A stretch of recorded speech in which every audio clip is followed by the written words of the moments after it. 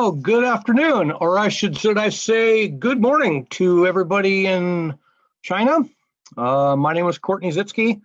I am your instructor today for the webinar number 5 in the World War II European Theater of Operations, the rise and the fall of the German Third Reich and their leader, Adolf Hitler. So far, we've discussed in this series, we have discussed in this series the World War I and its ending, the Treaty of Versailles, which created a very difficult condition in Germany, of which the people were in not very good shape. The people were destitute and without a real strong leader. Germany was devastated after World War I financially, economically. You can also say, and with they were demoralized by the other leaders of Europe. They were made to pay for everything and what happened with regards to World War I. They were demoralized in the fact that they lost all of their overseas territories. They couldn't maintain an army, could not get a navy.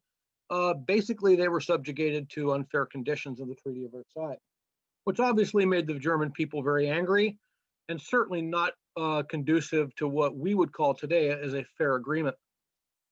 As a result of that, we had the rise of Adolf Hitler. A lot of different things were happening in Germany. It was almost apocalyptic atmosphere of one of destitute, despotism, anger, frustration, and of course, probably a great amount of grief, because a lot of these people were beginning to go hungry.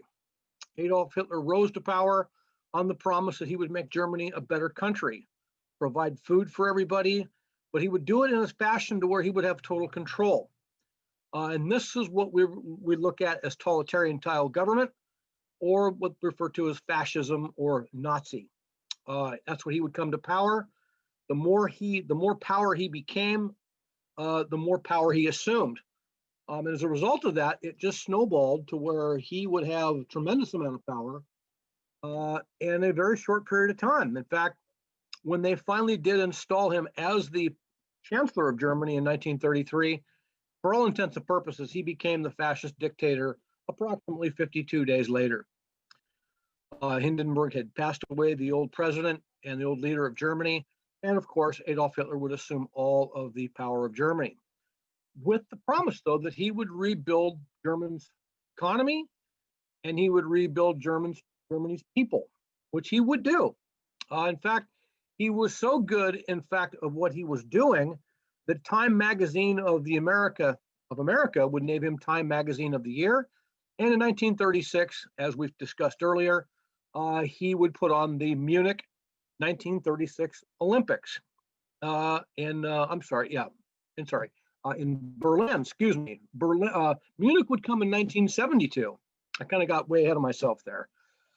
So anyway, the 1936 Olympics would seal the pretty much world opinion that Adolf Hitler was actually a guy who was actually doing something really good for the German people. In fact, he was the envy of many parts of the world.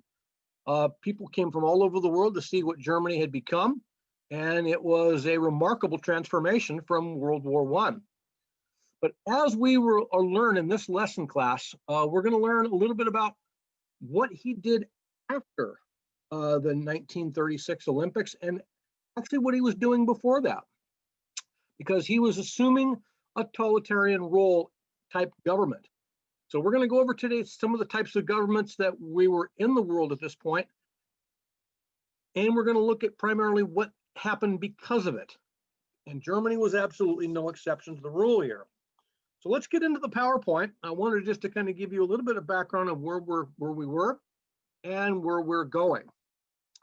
So let's take a look at this, and I hope everybody can see this. I can see that you are on. That's good. So we've got some technical prowess today. We've had some issues with our internet out here on the Oregon coast because we've had some pretty bad storms over the last couple of weeks, but it's been settling down quite nicely.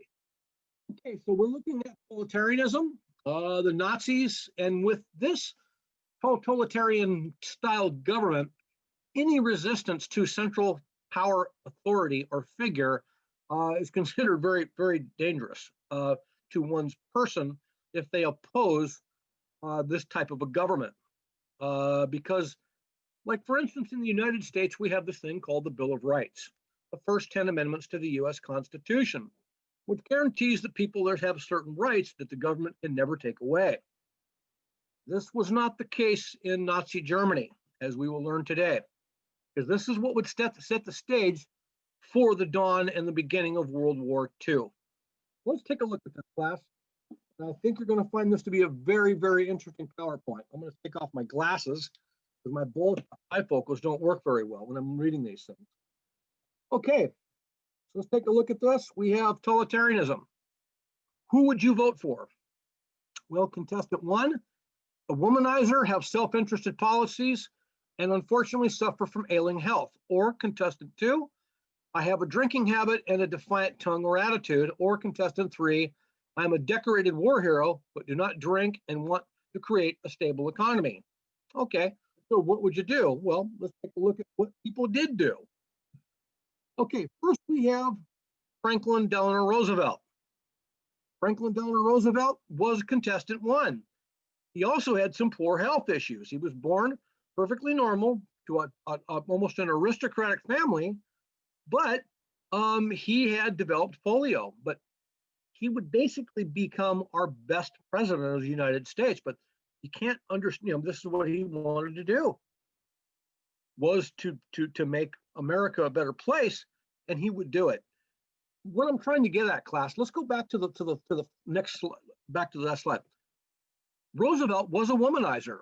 He has self-interested policies, and he was suffering from poor health. True. Winston Churchill, contestant number 2. He had a bad drinking habit, he had a bad mouth, and he had a bad attitude. But these two first contestants, number 1 and number 2, were actually fabulous, fabulous world leaders. And number 3, Adolf Hitler. He was a decorated war hero. He did not drink and wanted to create a stable economy. Well, if you didn't know any better, who would you pick? Well, most people, if they don't know who we're talking about, would pick Adolf Hitler, because that's exactly what he wanted to do. In fact, Adolf Hitler was a very religious man. But we're going to get into that a little bit later, because this would play a key aspect in determining the character of Adolf Hitler and explaining or trying to explain why he did what he did. So, totalitarianism, let's take a look at this. Okay, this is the steps that we went through and have been going through. First, we had the Treaty of Versailles. As you know, it was a terrible, terrible thing that happened to Germany after World War I. The Treaty of Versailles was grossly unfair to Germany, blamed Germany for everything, and made them pay for it. The question I always ask my class is, did Germany actually start World War I? And the answer to that is no. They were brought into the war just like every other country in Europe. So they didn't start this war. They were simply brought into it, everybody else. Next, we had the stock market crash. 1929, the stock market crash ended up being very, very bad for Germany, but it wasn't beginning yet. The stock market would crash, but then it was the banking crisis and the cascading financial failures across the world, which started, unfortunately, in New York, that created the Great Depression. The stock market did not create the Great Depression. The Great Depression was created because the World War I victory bonds had to be paid back by the federal government that financed the war for America. Yeah, we may have won the war, but at a terrible financial cost. Now we have the Great Depression in the 1930s. Keep something in mind, class, is that when all this was happening, Germany was suffering terribly. The Treaty of Versailles, that was the first thing that they were suffering from, because nobody had any money. They didn't have enough food, and they had no work. Now we have Black Tuesday, stock market crash, Great Depression. Again, Germany got hit especially hard. So now people were desperate. They didn't know what to do. Hitler comes along and promises the country of Germany, his people, that I will fix and I will help you. And if you're completely starving to death with no work and no hope, you're going to grasp anything that's going to make your life better. And he did. He did make it better. As we learned from the last class, he had an economic miracle of the early 1930s. He created 6 million jobs. He built projects. He started doing stuff. People were making money. People were being able to support themselves. But also what he did was most critical with what he wanted to do was he would rebuild his entire military force and world record speed, totally not even complying with the Treaty of Versailles. He knew it, the people knew it, and Europe knew it. But what were they going to do? They're going to declare war all over again on Germany? No, because they were concerned about their own financial futures because the Great Depression infected everybody. So everybody was pretty much for themselves. And the Treaty of Versailles for that moment on, when Hitler became chancellor, was pretty much a null and void. Hitler wasn't going to adhere to it, and the people were going to rally behind him because of it. Now we had an increasing influence of new political parties that emphasized state control. This is where Hitler got his power. For example, communism, Nazism, fascism. And we took control by the state, by a dictator named Adolf Hitler. Did he do what he said he was going to do? Yes, he did. And as he became more and more successful in his policies, people began to believe more and more about what he was doing. And he was preaching about extreme German nationalism. He was preaching about the honor of the German people and that they are a superior, master blue-eyed Aryan race. And that is all into this. So he was making life better for a lot of people. But during this period of time, he was also making life not so good for a bunch of groups of people that were in Germany, mainly that of the Jewish people, gypsies, and non-Aryan German people who had some sort of physical and mental defect.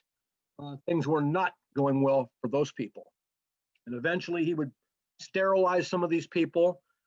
He would deport some of these people. And if you were Jewish, he would eventually round you up and put you in prison and a concentration camp. And this is where it got very, very bad. Okay. So totalitarianism. Let's watch. I mean, look at what this stuff does. Look at what's happening here. The government establishes complete control of all aspects of the state. Political, military, social, economic, cultural, even education was controlled ruthlessly by Adolf Hitler and the SS and the Gestapo. Highly nationalistic, flags, salutes, uniforms, everything had symbolic meaning. Everything was controlled highly by propaganda. We had strict controls and laws with not only about people, but about everything. Everything was controlled with strict adherence to policy. If you broke a law or had any kind of a problem with Adolf Hitler or the Nazi Party, and if they found out about it, you better run away fast because they're going to find you and they're going to hurt you or kill you or do something very bad to you, like put all your family in prison, concentration camps. You're either with the Nazi Party or if you're against them. And if you're against them, you're a threat that has to be eliminated. That's what people were told, and that's what they did. Censorship. In this country, in the United States of America, we have what they call freedom of press. You have the right to talk about if you know something that you don't like, as long as you don't hurt anybody, and as long as you don't lie about it, you have that right. In Nazi Germany, you did not have that right. If you even thought about opposing Hitler or his policies, you could be in very serious trouble. And of course, we have propaganda. The media, radio, newspapers, posters, everything was designed to go one way, and that was with Adolf Hitler and the Nazi Party. One leader, dictator, Adolf Hitler. If any of you ever heard him speak, he was a very, very dynamic speaker. He had a tremendous vocabulary, a tremendous sense of oratorial features that he was extremely talented at. Many people that heard him speak when he was in power and when he was coming to power was almost hypnotic. He was saying what people actually wanted to hear about that they are a better race of people, that they needed to succeed, and this is what they did to us in the Treaty of Versailles. We are going to be a better country than everybody else because you, the people of Germany, superior blue-eyed master Aryan race, deserve it. And he was delivering on his promises.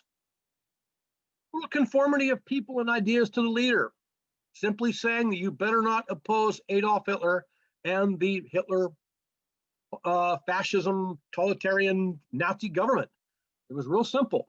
And they used fear and terror tactics to ensure that anybody that even thought about not complying would be severely punished, and they were. If you were a dedicated Nazi and you saluted Hitler everywhere you went, you were, quote, part of the German people. You were part of Adolf Hitler's Germany, and you were aptly rewarded for it. So when that happened, he had absolute loyalty among his people. This is how he got control. And he kept control because of this. And this is why people would follow him into World War II. This is the prelude to World War II. Okay, here's a little bit of a thing. I'm not going to go through this, but I am going to check out, and what you guys are going to learn about is Joseph Stalin a little bit today. He was a leader in the 1950s and the 1940s that would eventually execute approximately 20 million of his own people. He was not a nice guy. He was probably worse even than Adolf Hitler, believe it or not. Even though he didn't start World War II, he killed a tremendous amount of Russian people. He was a man who couldn't be trusted. We'll get into that, especially when we get into the Potsdam Declaration at the conclusion of World War II, because it was very critical. And because of Stalin and his policies, the US and Russia would embark on a very dangerous situation, even more dangerous than World War II, and that was the Cold War. Because now we're playing with nuclear weapons that can destroy the entire Earth. Okay, Nazism, totalitarianism, communism, fascism. These are the kind of forces that were at work here. These theories, specifically communism and fascism, are completely different theories that are bitterly opposed. However, they exhibit the same type of behavior. One of the things that I'm going to implore my colleagues in China to do is to teach the students about the difference, compare and contrast these three types of leadership or these types of governments. So teachers out there, please go through this with your students and let them know the differences of a compare and contrast. For the sake of this class, I'm not going to go through it with you tonight because I've got a lot of stuff that I want to cover, because essentially after tonight, we're halfway through this webinar. So there's a lot of stuff we've got to cover on this. Let's take a look just a little bit about some of the people though. Okay, this is Joseph Stalin. Left wing, based the theory on Karl Marx. Can anybody tell me what Karl Marx was known for? Okay, so I'm going to ask you and your teachers to go through this when this is over tonight, or maybe somebody can ask the question about who was Karl Marx, and mainly what did he do? Okay, he wrote something very, very important that was mostly the guiding principle of the Bolshevik Revolution that overthrew Tsar Nicholas II of Russia, and which led to summarily to his execution.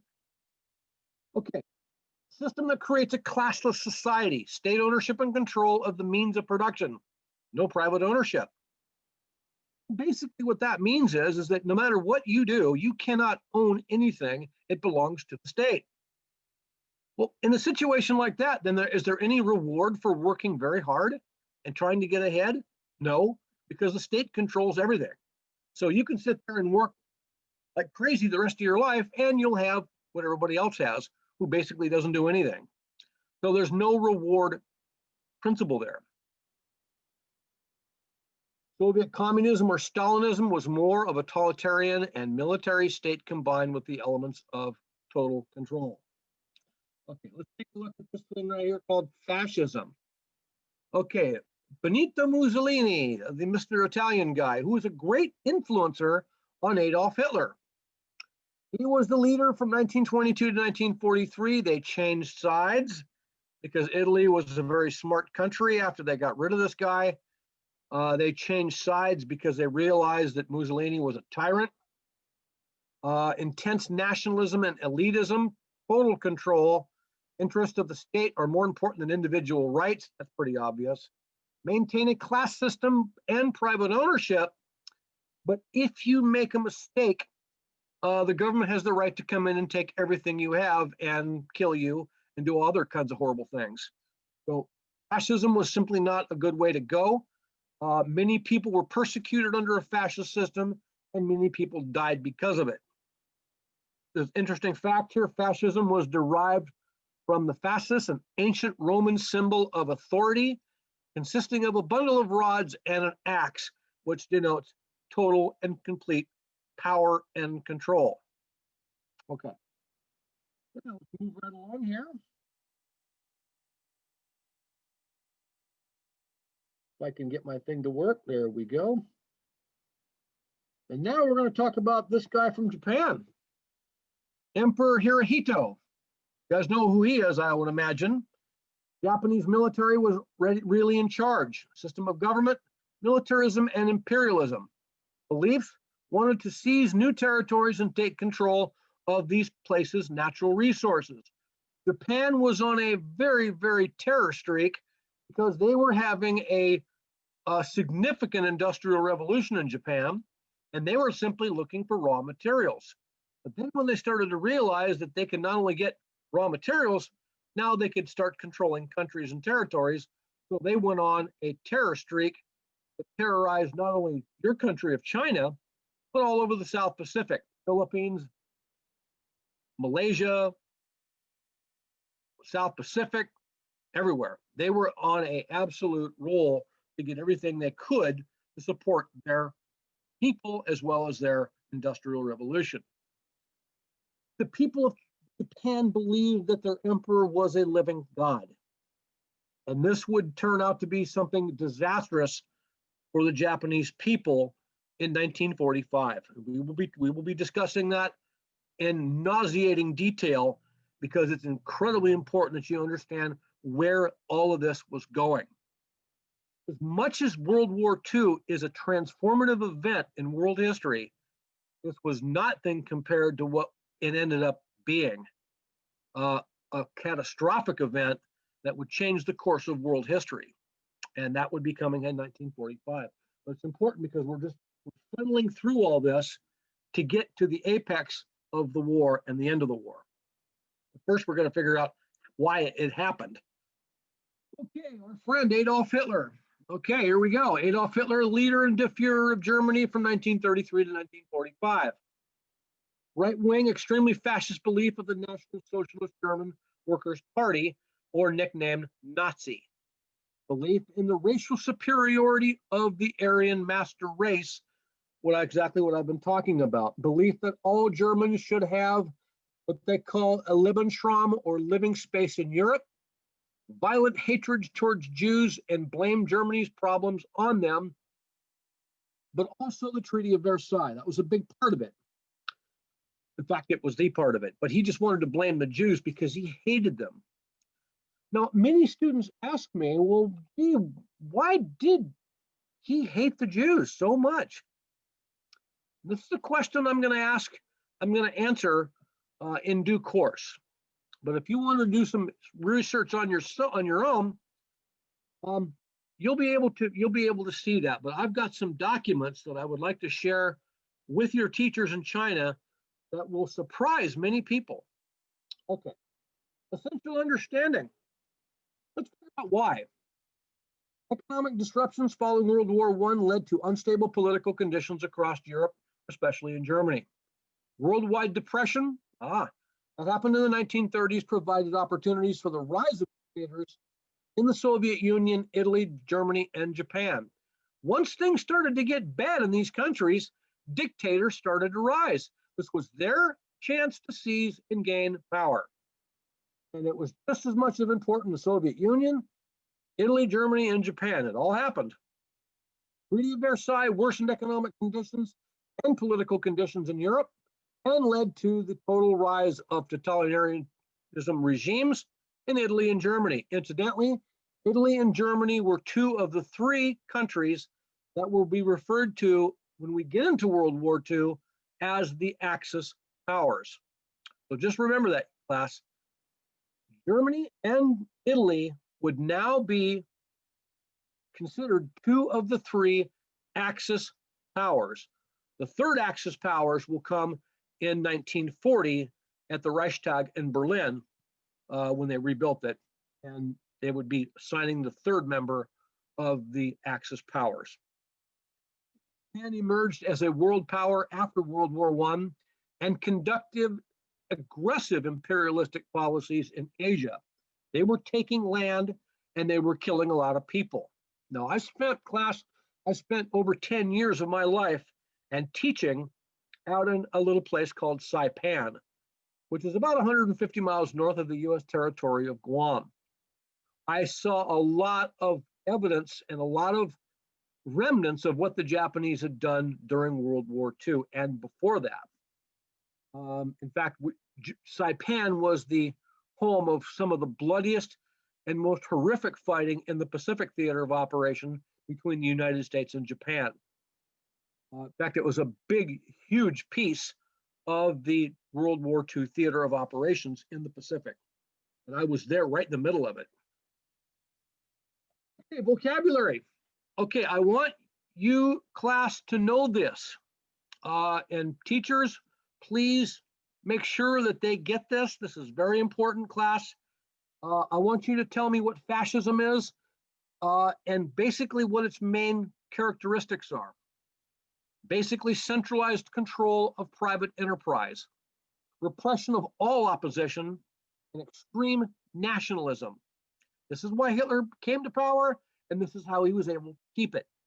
Next one is the Marxist-Leninist communism, a version of the classist society in which capitalism is overthrown by a working class revolution that gives ownership and control of all wealth and property to the state.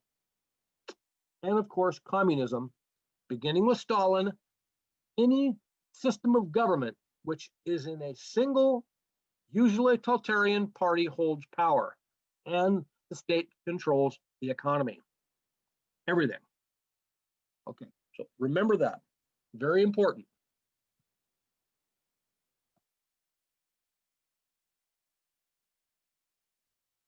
Okay, so here you kind of have a little bit of compare and contrast totalitarianism versus older concepts of dictatorship. Totalitarianism seeks to dominate all aspects of national life.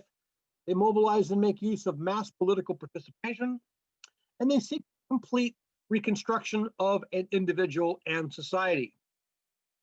Versus the other concepts of dictatorship seeks limited, typically basically political control, seeks pacified and submissive populations, and attempts to overthrow, or I'm sorry, rule over individual society. In fact, one of the things that Adolf Hitler did when he came to power and wanted to make sure he kept power is that they confiscated all material, written materials that would be considered subversive to Hitler and his Nazi government. Next, what they did is they confiscated all private guns. You could not own a gun unless you were part of Hitler's military. Okay? So they disarmed the German people and they took away any materials that could be subversive to Hitler's power. If there was any opposition in print, it was burned. And they had public burnings, the cheering, roaring crowds of approval. That it was. Joseph Stalin. Okay, now the reason that we're going over these world leaders, class, is because each one of these leaders would play a key role in determining the outcome of World War II. And these were critical that you understand this. Okay, types of government is a communist dictatorship, crushed opponents, and took control after Lenin's death. He held absolute authority and suppressed all resistance, aka 20 million people during this man's power that were shipped to Siberia and subsequently killed, or just simply shot. Brought his country to world power status, but imposed upon them the most ruthless regimes in history. Yeah, he brought the Soviet Union great power, but at a terrible, terrible cost of human lives being lost. New economic policies, the NEPs, collectivization, exported seized goods, and gained enough capital to finance a massive industrialization drive. If you take a look, class, at the Soviet Union today, what are the three things that you notice about the Soviet Union? Take a look at a map. You know, when you get a chance, take a look at the map, and what do you see in the Soviet Union? First and foremost, you see that it's the largest country on Earth by a long shot. The Soviet Union has huge control of a massive amount of land. In fact, there's 9 time zones in the Soviet Union. I've had the chance I've been to the Soviet Union many times, and I've flown from Moscow all the way to Vladivostok, and it took a long time to get there. It was a long, big trip. It's an Aeroflot, Russian airline. Second thing you see about Russia is because of its size, you see a country that has massive amounts of natural resources. Because of its size, it is massive, and the resources are tremendous. And the other thing you see about Russia, even more so today, is that you see a people who are very hardworking and, for the most part, extremely well educated. The Russian people are not uneducated people. These are smart, educated people, and they get it done. In fact, as you're going to learn in this class, the Soviet Union was the first person or the first country to put an object into space. They put the first man in space to orbit the Earth. They were way ahead of the United States technically in rockets and intercontinental ballistic missiles. So we learned a big lesson on that to figure out what's this about, you know, Joseph Stalin and the Soviet Union. Pretty amazing. So the Great Purges, the KGB, I'm sorry, we got to go up a little bit. The new economic policies, collectivization, exported seized goods, and gained enough capital to finance a massive industrialization drive. Okay, I want to make sure you got that. Rapid industrializations, 3 5-year plans.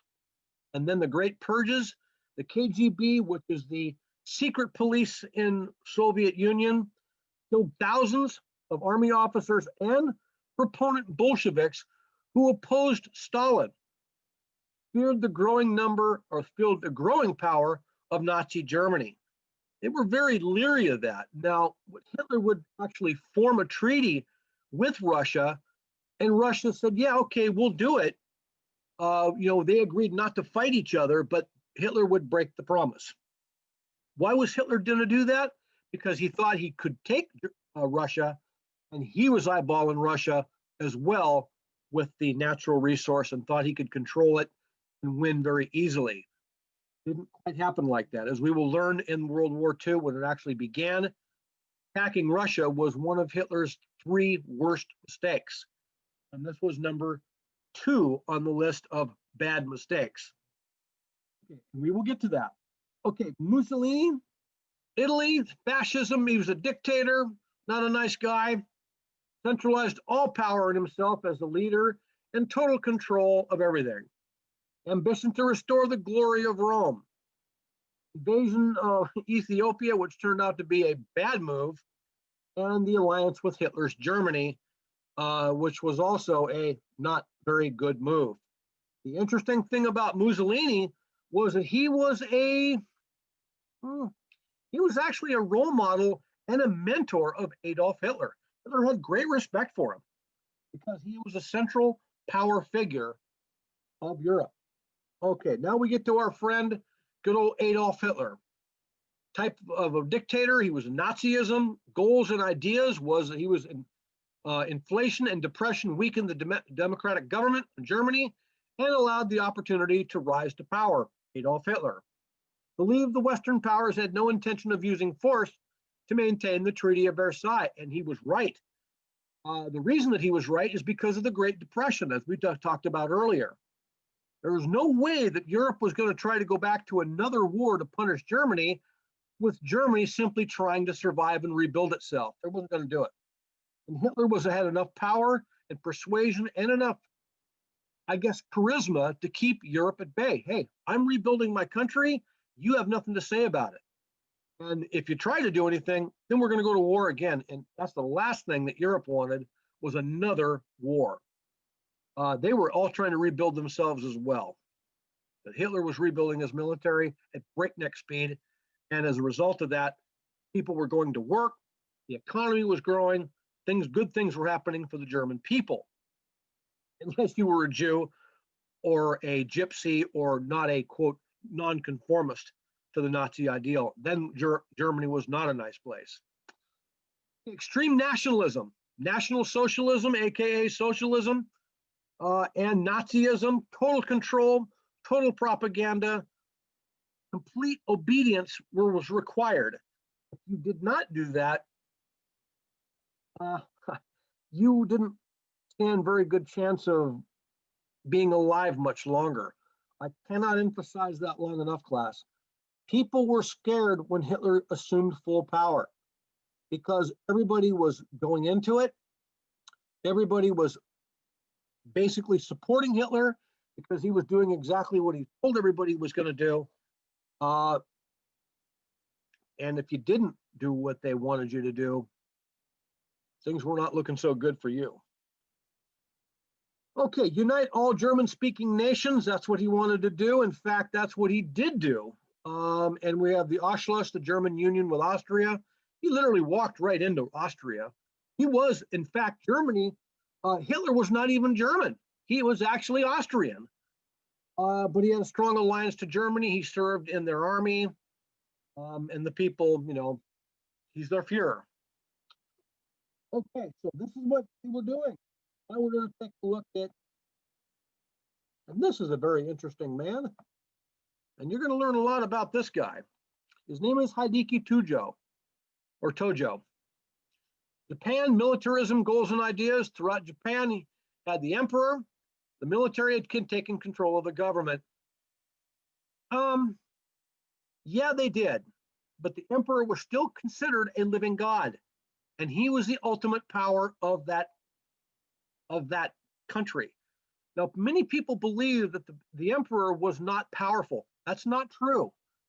He was powerful, but because he was so removed from everyday life, he was considered a living god, and that everybody was going to do work for him. He wouldn't be bothered by something as trivial as war.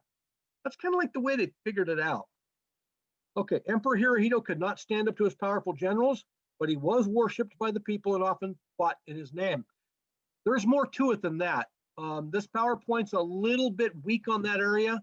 I apologize for that, because Emperor of Japan Hirohito was extremely powerful. In fact, he was the one that actually ordered the surrender of the Japanese people after we would drop the atomic bombs. When somebody is that powerful, where kamikaze pilots are dying for the emperor, you know he's powerful. And everybody was willing to die for their emperor of Japan. So when you talk about that, was he not really powerful? Yeah.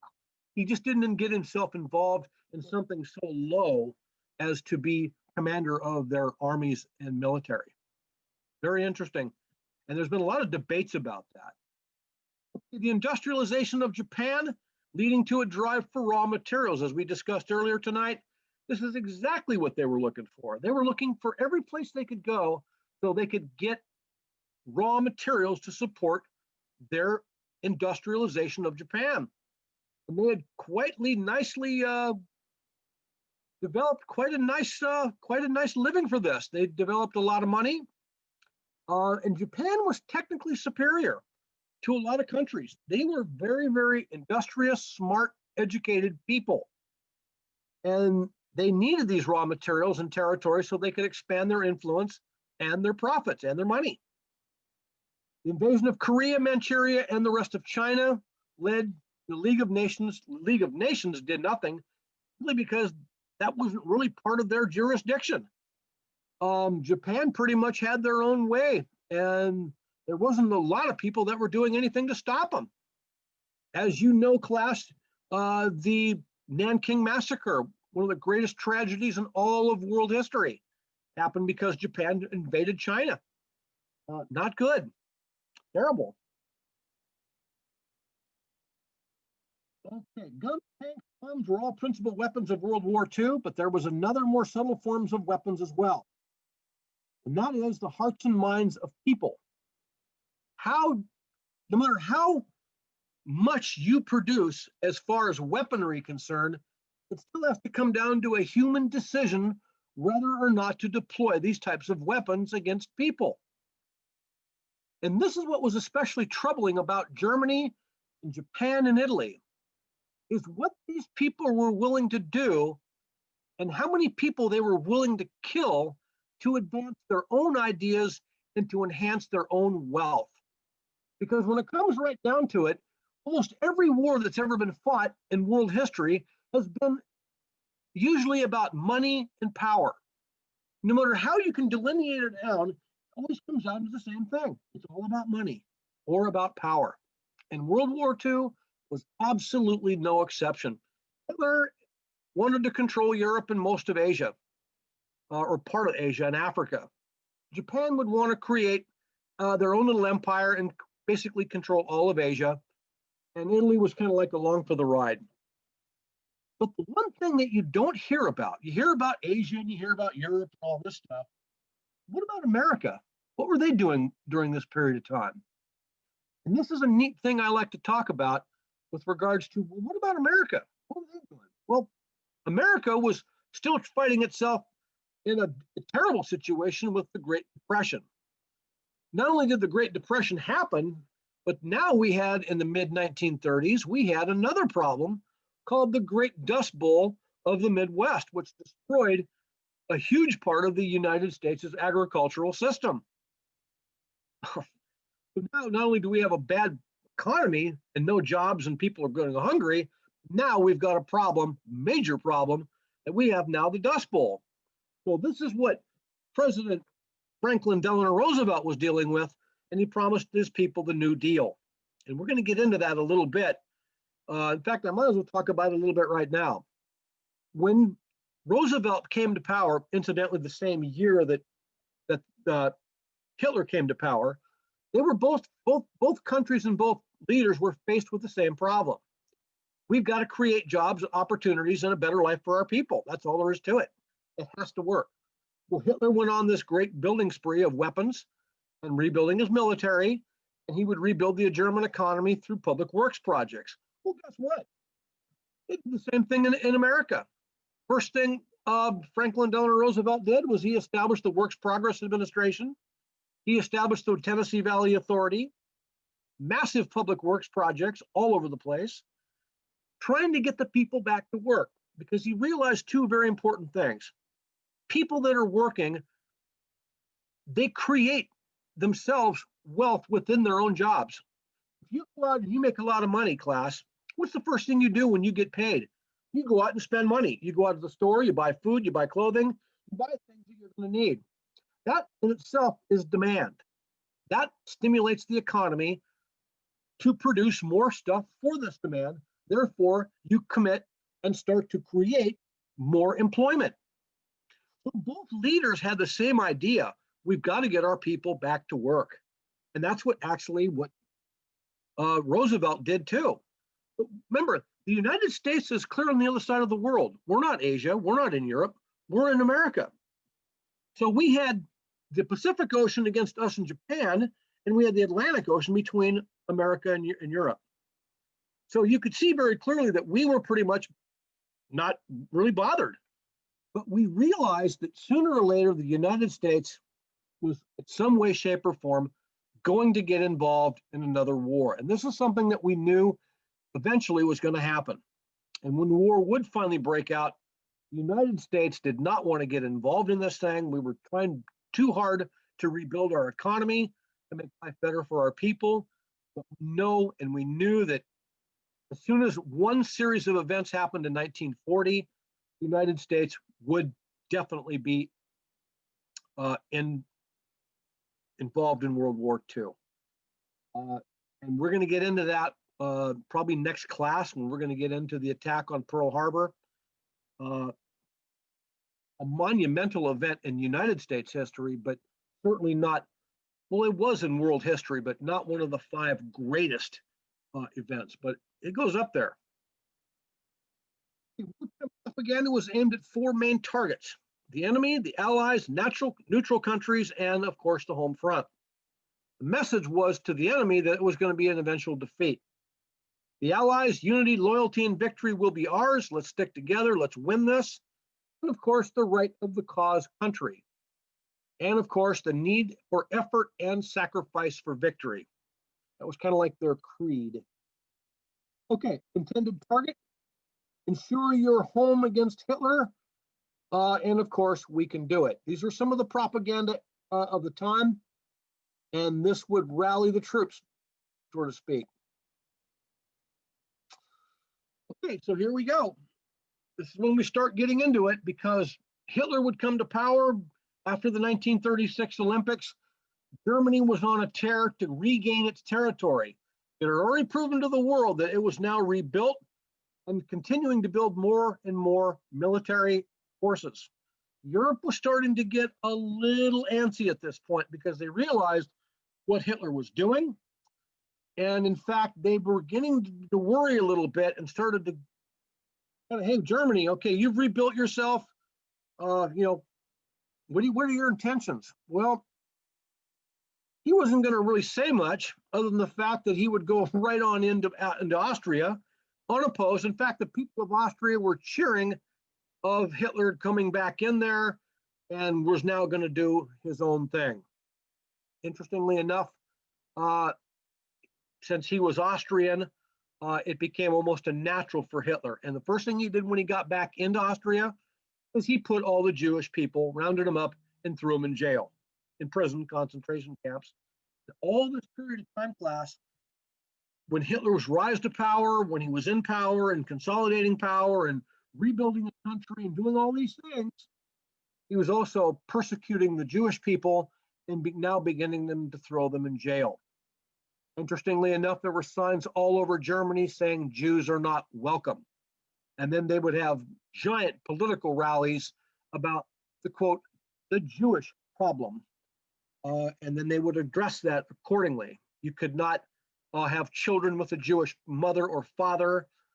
They were poisonous. They were subversion. They did all kinds of bad things to people. They were blamed for the country's problems. And the propaganda was there. The threats were there. And pretty soon the Jewish people realized they'd better get out of there quick. In fact, many, many Jewish people left Germany during this time if they could. If they couldn't, they would eventually be rounded up and thrown into concentration camps and summarily executed, exterminated under the Holocaust.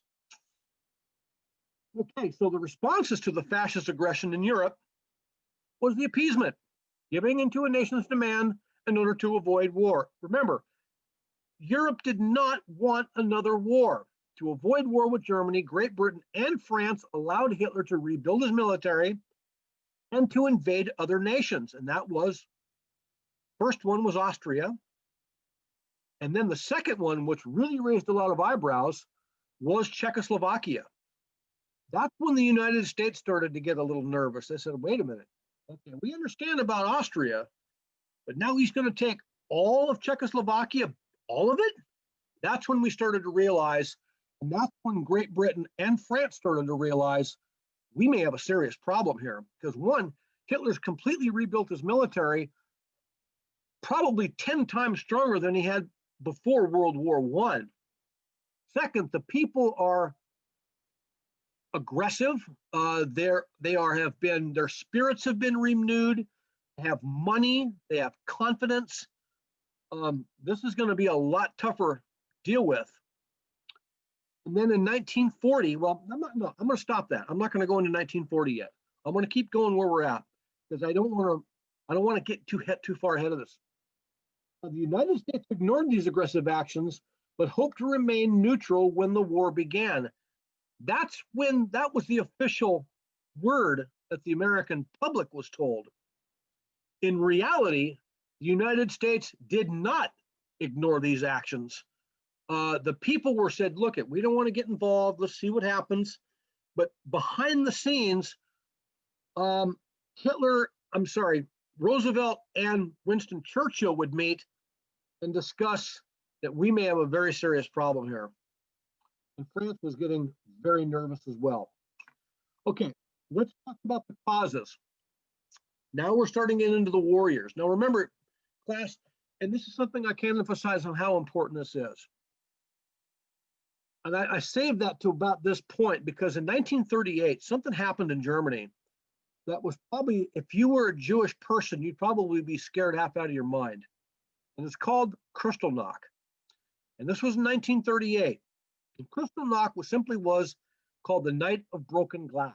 And what it was that all the Jewish people, the synagogues and the religious places and all their businesses were ransacked, lit on fire, and the people were rounded up and thrown in concentration camps. That's the Night of Broken Glass. One of the, quote, solutions to the Jewish problem is now simply, we've got a problem with the Jewish people, we're just going to remove them. We're going to remove the problem. And that's exactly what they did. That's when the United States started to realize, uh-oh, we got a problem. We knew that Hitler was expanding. Now he's basically destroying a lot of his own people to further his agenda. And now we've got a problem because now he's already beginning to show signs that he's going to go to war. And Europe, at this point, recognized it after Czechoslovakia. And then they started to realize, and they warned Germany. In fact, they warned them by aircraft. They flew over Germany and they dropped leaflets out of the airplane saying to the German people, we are watching you and we're watching you very closely. And if you allow Hitler, your Fuhrer, to take you into World War II by aggressively expanding his desires and by continuing to persecute innocent Jewish people by putting them in jail and probably killing them at this point, we won't let you do it. Your Fuhrer is going to lead you to absolute, utter destruction. Don't do this. And Hitler, we're watching you, Adolf Hitler. Do not go into Poland. If you do, it will mean World War II. On hearing this, what do you think Hitler did? Well, let's find out what he did. All three countries wanted to establish empires. This was Germany, Italy, and now Japan, because they would sign the Axis power agreement in early 1940. All countries wanted to establish empires, and little was done by the international community because of their own economic woes, and they simply didn't have the power to stop them. World War II began in 1939. Hitler invaded Poland, and he didn't care what the other parts of Europe thought because he said, I don't care. You guys treated us terribly at the end of World War I with the Treaty of Versailles. Now you're going to get what you deserve. We deserve this, and we are more powerful, and we don't care about you. And that's exactly what he did. It began when Hitler invaded Poland and the Great Britain and France abandonment of their previous policy of appeasement. And it only encouraged the Axis power to continue their drives for empire building and leading to another world war. And that's exactly what it did.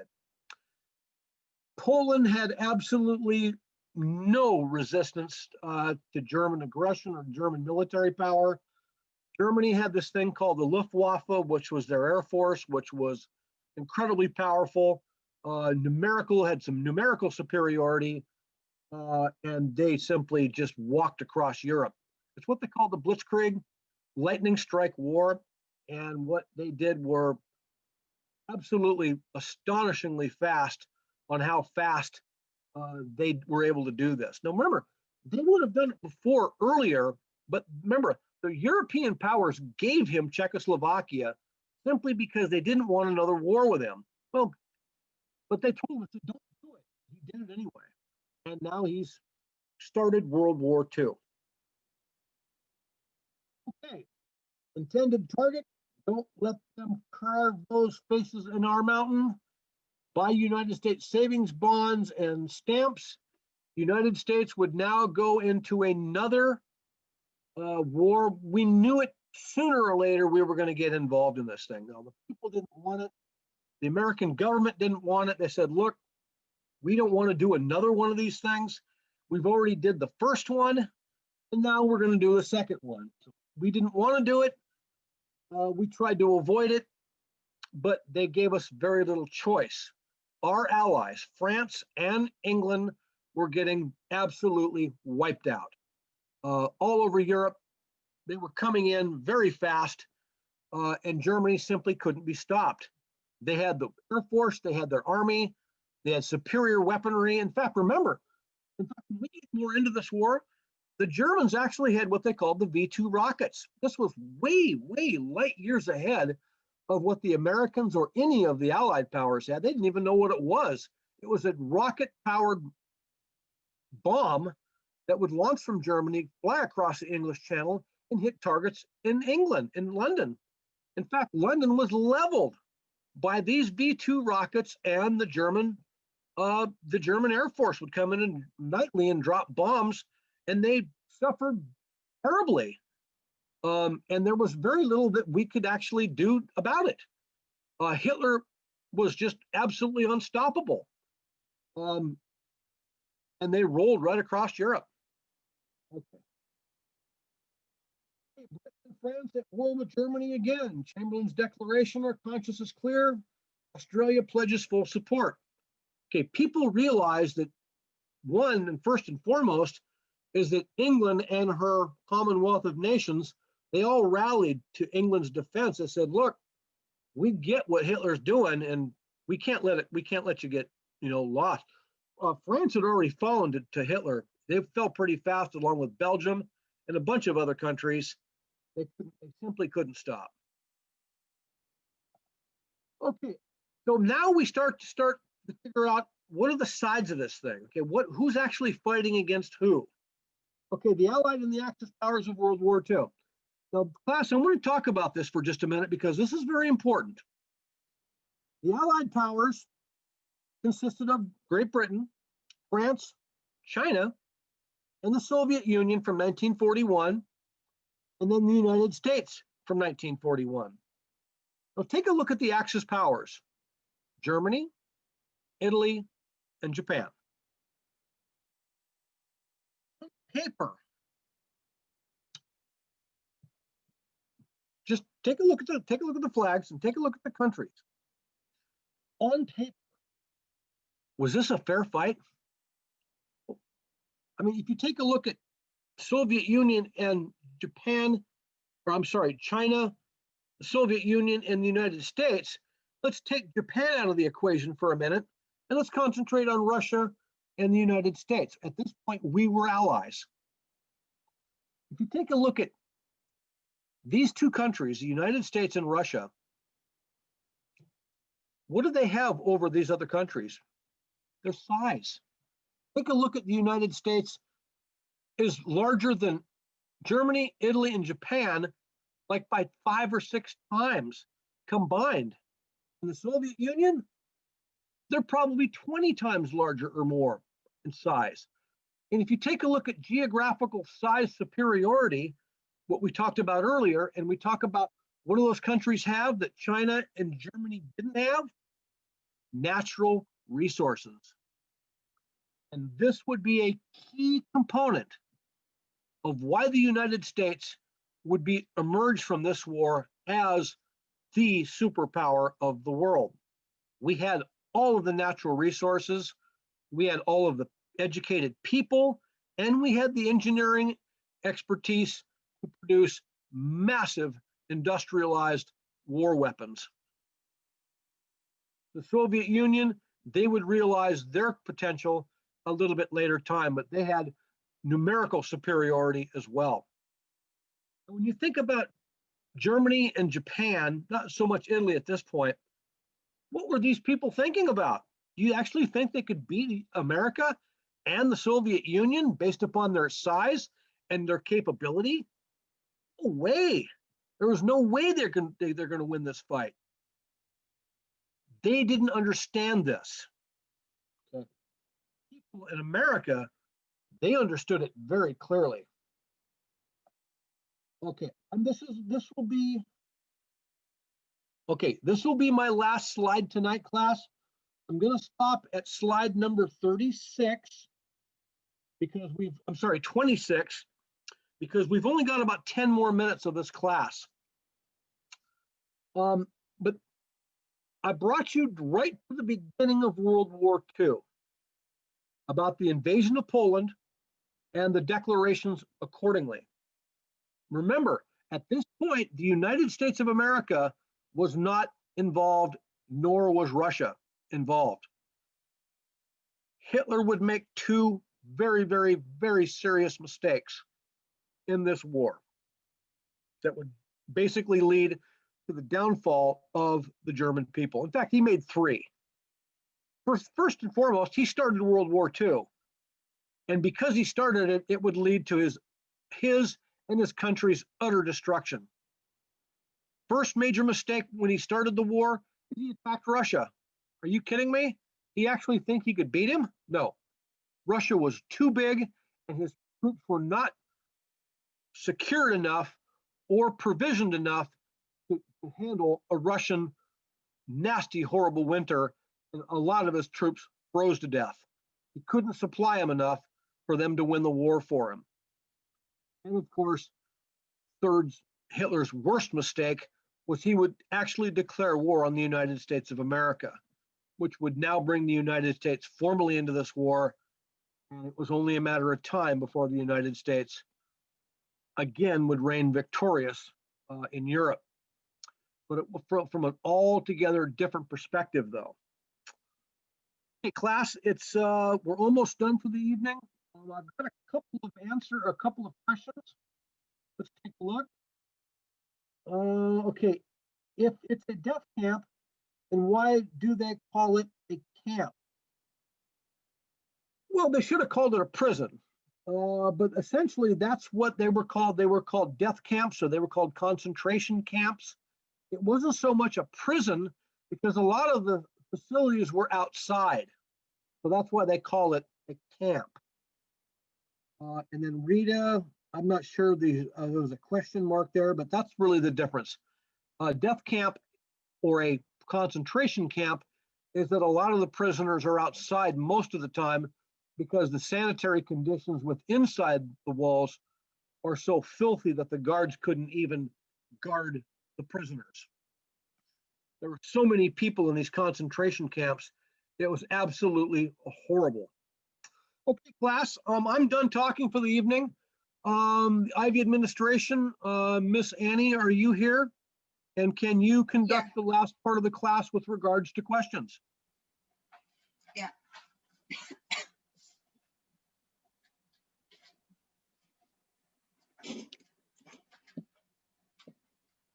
Question time.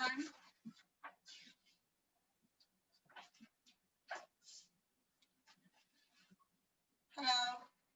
Hi. Coordinate question time.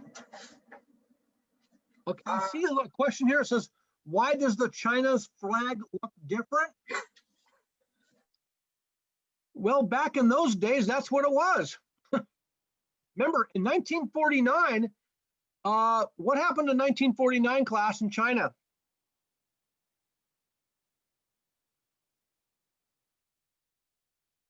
Anybody know?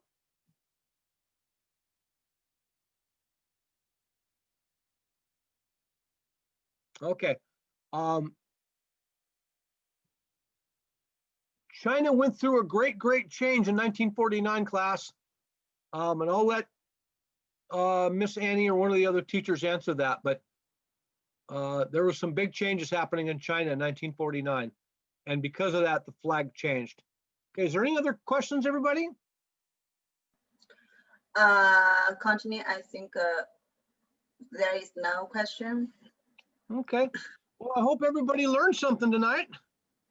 I had a good time presenting this to you. One of my favorite lectures is the beginning of World War II.